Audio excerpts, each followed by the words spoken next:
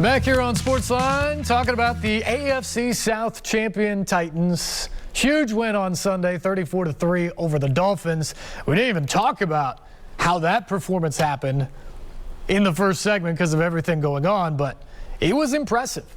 The Titans to just go out there on a day that it was kind of gross at Nissan Stadium. Not great weather, although probably weather that the Titans are more fitted to be in than a team from South Florida. But they handled the chill. They handled the rain. They held on to the football. They forced turnovers in their own right. They got after Tua Tagovailoa and really made him uncomfortable all day long. 4 sacks, 2 turnovers, 1 fumble, 1 interception. And the Titans defense held the Dolphins to just 3 points. That's the 3rd time this season the Titans have held a team to 3 or fewer points. And the 2nd time in the last 4 games that it's happened. In the last 4 games, by the way, the Titans defense has given up less than 10 points per game. They have been absolutely phenomenal down the stretch for this team. Miami couldn't run the football. They couldn't throw the football. They couldn't move the football. They couldn't hold on to the football. And the offense took advantage of their opportunities. Ryan Tannehill didn't throw for a ton, but he threw for 2 touchdowns. He took care of the ball. And D'Onta Foreman ran for 132 yards, a career high. He also had a touchdown. Dontrell Hilliard had a touchdown late in the game as well. And the Titans cruised to a 34-3 win. We'll get to some instant reaction about that. But one quick thing on the running game, by the way, is, look, everybody wants Derrick Henry back. It is exciting that he is going to return to practice tomorrow and be in the work his way back protocol to be a part of this team in the postseason. That's what everybody had their fingers crossed for the last half of the regular season. That's huge. He potentially was the MVP of the league when he went down, given the numbers he did. I know he's a running back, but the numbers he was putting up were ridiculous. In fact, he's still the 6th leading rusher in the NFL, and he hasn't played for what will end up being more than the last half of the season. He will play 8 games, miss 9, and probably be the 6th leading rusher in the NFL for the regular season. That's nuts. But that's how good Derrick Henry was early. He is the best running back in football. He was on an MVP-type campaign when he went down. But when you look at actual production, the Titans' running game really hasn't dropped off in totality in the next 8 games. In the 8 games that Henry was out there, he had, I think it was 219 carries.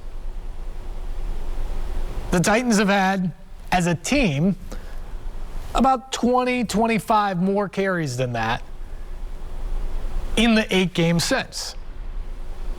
Henry had rushed for 937 yards. The Titans as a team have rushed for 985 yards in the 8 games since, by committee. 4.3 yards per carry for both Henry and for the running back by committee in the last 8 games. Again, you want Henry back. You want the explosiveness. You want the way he wears on people. You want the ball security because he never fumbles. You want all that. No question about it. But it is an incredible testament to this offensive line that fortunately has gotten its most healthy here in the final few weeks of the regular season. It is a testament to D'Onta Foreman and Dontrell Hilliard and Jeremy McNichols and the guys that they have put in the backfield to run in this time, how they've stepped in and stepped up in that position. It's a testament to Ryan Tannehill getting them in the right looks to do it, and this team to just buy into the identity that even without one of the league's greatest stars, that they could still go out there and impose their will on an opposing defense by running the football. And they have. And they've especially done it here in December. And that's a trait of Mike Vrabel's Titans teams. When you look at Henry over the past few years, what happens when the calendar flips to December? It becomes time for the king. He absolutely runs over people late in the season. And the Titans have continued to do that this year, even with him on injured reserve. And they deserve a ton of credit for the way that they've gotten that done. Deontay Foreman, 132 yards and a touchdown on Sunday. Titans win 34-3. Defense sets the tone. Offense finishes it off. And the Titans are AFC South champions for the second consecutive year. First time that they've won back-to-back division titles since they were the Houston Oilers back at the inception of the AFL. And they won the first 3 Eastern Division championships from 1960 to 1962. It was an impressive performance, and it's really kind of a historic milestone for the Titans because it's never happened since they've been here in Tennessee playing as the Titans, and now they have the chance to lock up the #1 seed on Sunday. Phone lines are open, 737-7767 the number, and we go to line 1. Say hello to Kevin. Kevin, good evening. Lead us off here on SportsLine. Nice to speak to you. Nice to speak to you again, Steve. You bet. Couple things I want to throw in, but there was a couple funny things that happened in the game that I really wanted to lead with. During the Dolphins' first possession, I thought they actually moved the ball pretty good until a fantastic third down stop. And then on that punt, and I'm trying to think who called the game. I think it was Kevin Harlan does the play-by-play. Yeah, and Rich Gannon was his analyst. It was a really bad punt, and as soon as he kicked the ball, Kevin was like, "Oh, that's a low, wobbly, and short punt. No way to start through life." I thought that was hysterical. And later in the game, when the referee was going to call a penalty, he kind of turned his mic out a little early. And he was like, hey. And the whole crowd was like, hey. Yep. I thought that was pretty amusing. All right, back to the game.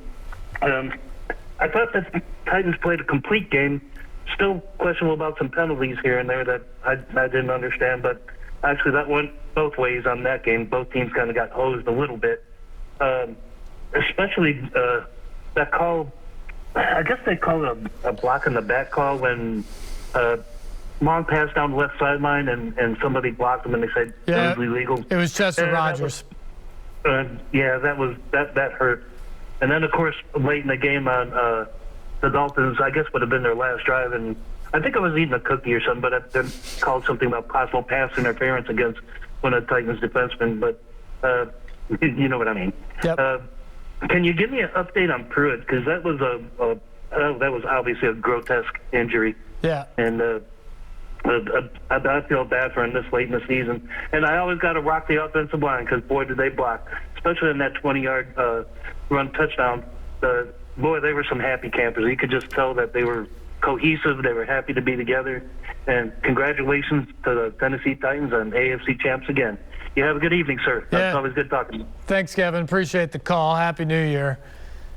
You're right. The offensive line takes a lot of pride in what they do. And, again, they're doing it without the best running back in the league, but they're still running the football effectively. They deserve a ton of credit for being able to do that.